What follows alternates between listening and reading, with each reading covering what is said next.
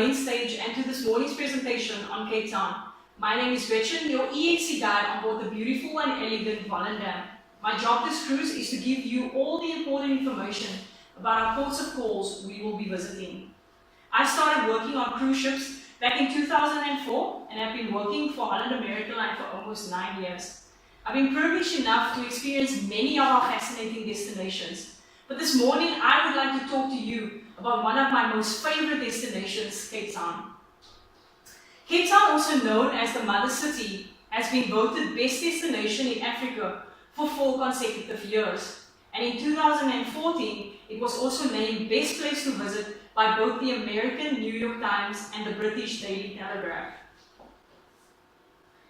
Cape Town, or called in Afrikaans Kaapstad, or in Xhosa, Ekapa, is a coastal city in South Africa. It is also the second most populous urban area after Johannesburg, with a population of 3.75 million. It is the capital and prime city of the Western Cape Province and located on the shore of Table Bay. As the seat of parliament, it is also the legislative capital of the country. South Africa has 11 official languages, 9 African, Afrikaans and English. And though many Cape Townians speak Afrikaans, English is also widely spoken. The local currency is the South African Rand, and the exchange rate at the moment is approximately R11.71 to $1. Cape Town enjoys a Mediterranean climate and has 4 seasons a year. This is a view of the Victoria and Alfred waterfront, situated in South Africa's oldest working harbour. This 300 acres area has been developed for mixed use. With both residential and commercial real estate, it attracts more than 23 million visitors a year. Prince Alfred, second son of Queen Victoria, and also after whom the Victoria and Alfred waterfront is named, made his first ever visit to the Cape Colony Harbour back in 1860 as a Royal Navy shipman. Today, the Victoria and Alfred waterfront houses over 450 retail outlets ranging from fashion, jewelry, leather goods, curios, and even audiovisual equipment. The Victoria and Alfred waterfront, as mentioned before, is still a working harbour, and fishing boats still brings in fresh fish on a daily basis, and largest vessels are pulled into the harbour by tugboats. The first Europeans to discover the Cape were the Portuguese by Bartolomeu Dias in 1488 as he was journeying along the west coast of Africa. The second sighting was by Vasco da Gama in 1497 when he was searching for a route that would lead him directly from Europe to Asia. The area then fell out of regular contact with Europeans until 1652 when Jan van Riebeeck and other employees of the Dutch East India Company were sent to the Cape to establish a halfway station to provide fresh water and food to passing vessels traveling to and from Asia. The first wave of Asian immigrants to South Africa started in 1654. These first immigrants were banished to the Cape by the Dutch Batavian High Court. These Asians helped to form the foundation of the Cape Coloured and Cape Malay and also bring Islam to the Cape. Simon van der Stel, after whom the beautiful town of Stellenbosch is named, arrived in 1679 to replace Jan van Riebeeck as governor. Van der Stel founded the Cape wine industry, an industry that would quickly grow to be so important to this region. When white Europeans visitors, led by Jan van Riebeeck, entered the Cape in 1652, not only did they decide to stay, but their aspirations for white supremacy gradually turned South Africa to a racially segregated state. And in 1948, under the official name apartheid, the population was divided into 4 color groups: white, black, colored, and Indian. Despite its end in 1994, apartheid has shaped South Africa economically, socially, psychologically, and its political legacy can still be felt today. Apartheid's official existence lasted from 1948 until 1994. Now that you know a little about Cape Town's history, let's go and see what's the best reasons to visit this beautiful city. Table Mountain is one of the most popular attractions in Cape Town. It is a flat-top mountain forming a predominant landmark overlooking the city of Cape Town. It is a significant tourist attraction, and tourists can either use the cableway or hike up to Table Mountain.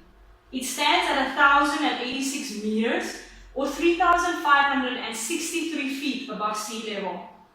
The mountain forms part of the Table Mountain National Park and is a seventh wonder of nature.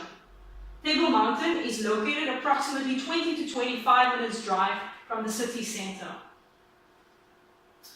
Robben Island was declared a UNESCO World Heritage Site in 1999.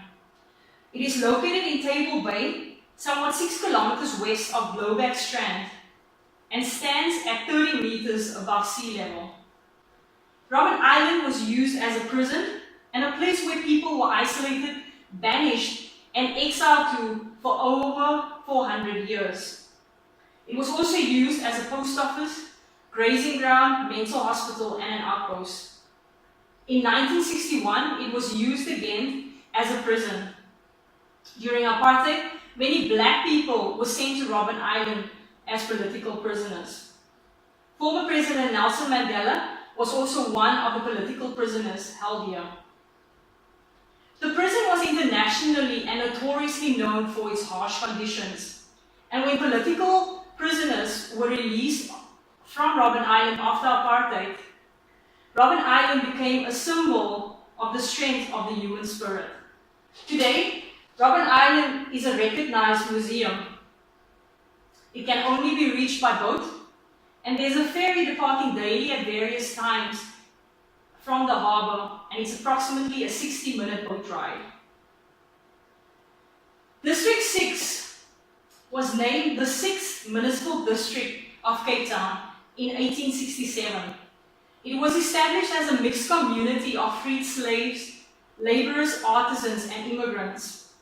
On 11 February 1966, it was declared a white area under the Group Areas Act of 1950, and by 1982, the life of the community here was over, as more than 60,000 people were forcibly removed from their houses and sent to outlying areas now known as the Cape Flats, while their houses were demolished by bulldozers. The District 6 Museum, established in December 1994, works with the memories of District 6 and also illustrate as to how people were forcibly removed from their homes.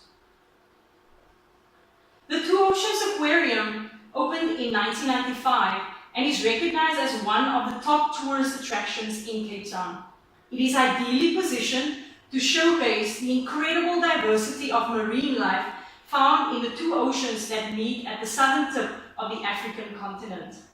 It features various exhibits ranging from predator, penguin, touch pool and microscope exhibits to an I&J ocean exhibit, a 10-meter tunnel with 4-meter high window onto a variety of subtropical species, and it's featured in the picture to your top left.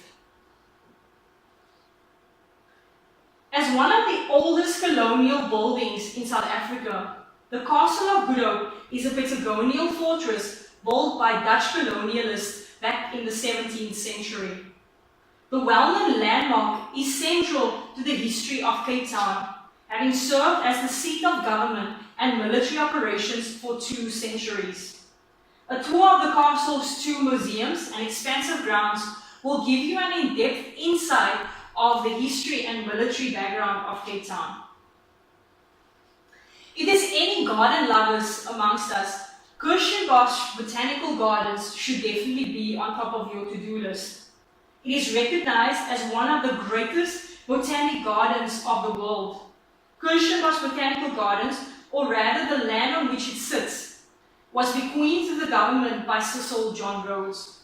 Back then, it was nothing more than ramshackle farmland overrun with pigs, until a botanist called Harold Pearson came along and transformed it to what it is today.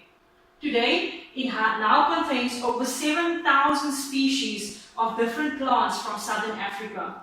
The 528-hectare Kirschenbosch estate falls under the Cape Floristic region, which is a UNESCO World Heritage Site.